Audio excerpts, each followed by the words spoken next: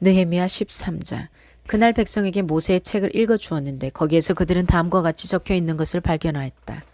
암몬 사람과 모압 사람은 영원히 하나님의 총에 참석하지 못한다. 그들은 먹을 것과 마실 것을 가지고 와서 이스라엘 자손을 맞아들이기는커녕 오히려 발람에게 뇌물을 주어서 우리가 저주를 받도록 빌게 하였다. 그러나 우리 하나님은 그 저주를 바꾸어 복이 되게 하셨다. 백성은 이 율법의 말씀을 듣고 섞여 사는 이방 무리를 이스라엘 가운데서 모두 분리시켰다. 이 일이 있기 전이다. 우리 하나님 성전의 방들을 맡고 있는 엘리야십 제사장은 도비야와 가까이 지내는 사이이다. 그런데 그가 도비야에게 큰 방 하나를 내주었다. 그 방은 처음부터 곡식제물과 유향과 그릇과 레이 사람들과 노래하는 사람들과 성전 문지기들에게 주려고 11조로 거두어들인 곡식과 새 포도주와 기름과 제사장들의 몫으로 바친 제물을 두는 곳이다.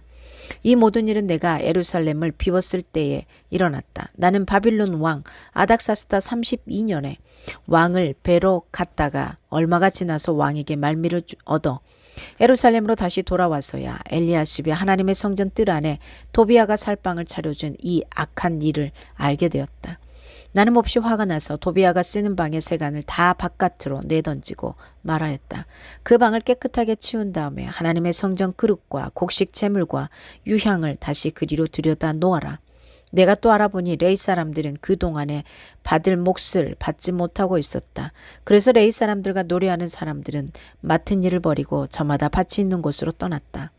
그래서 나는 어쩌자고 하나님의 성전을 이렇게 내버려 두었냐고 관리들을 꾸짖고 곧 레이 사람들을 불러 모아서 다시 일을 맡아보게 하였다. 그랬더니 온 유다 사람들이 곡식과 새 포도주와 기름의 11조를 가지고 와서 창고에 들여다 놓았다. 나는 셸레마 제사장과 사독 서기관과 레이 사람 부다야를 창고 책임자로 삼고 마따니아의 손자이며 사꿀의 아들인 하난을 버금 책임자로 삼았다. 그들은 모두 정직하다고 인정을 받는 사람들이다. 그들이 맡은 일은 동료들에게 돌아갈 몫을 골고루 나누어 주는 일이었다. 하나님, 내가 한 일을 기억하여 주십시오.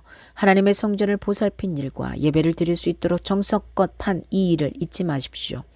그 무렵에 유다에서는 안식일에도 사람들이 술투를 밟고 곡식을 가져다가 나귀에 쥐어서 실어 나르며 포도주와 포도송이와 무화과 같은 것을 날라드렸다.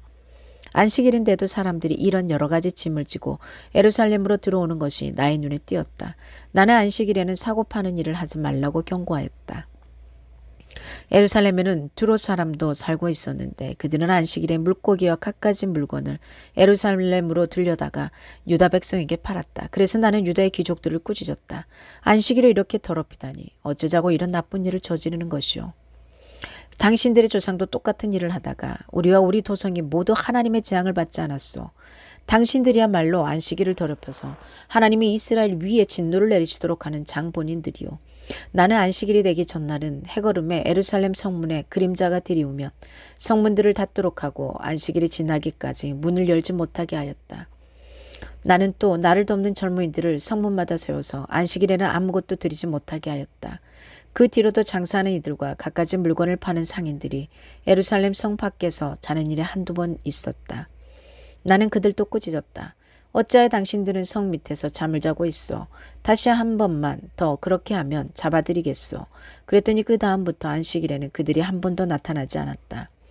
나는 또 레이 사람들에게 몸을 깨끗하게 하고 와서 성문마다 지켜서 안식일을 거룩하게 지내라고 하였다. 나의 하나님, 내가 한 이 일도 기억하여 주십시오. 그지없이 크신 주님의 사랑으로 나를 너그러이 보아주십시오. 그때 내가 또 보니 유다 남자들이 아스돗과 암몬과 모압의 여자들을 데려와서 아내로 삼았는데 그들 사이에서 태어난 아이들의 절반이 아스돗 말이나 다른 나라 말은 하면서도 유다 말은 못하였다. 나는 그 아버지들을 나무라고 저주받을 것이라고 하면서 야단을 치고 그들 가운데 몇몇을 때리기도 하였으며 머리털을 뽑기까지 하였다.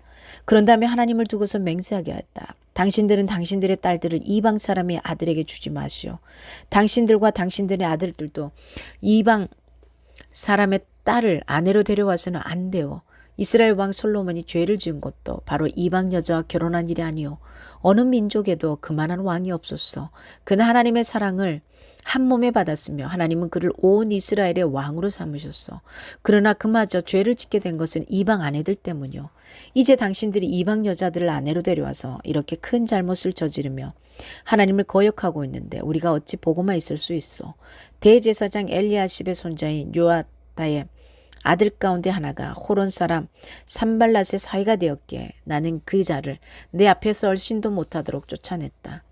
나의 하나님, 그들을 잊지 마십시오. 그들은 제사장직을 더럽히고 제사장과 레위 사람의 언약을 저버린 자들입니다.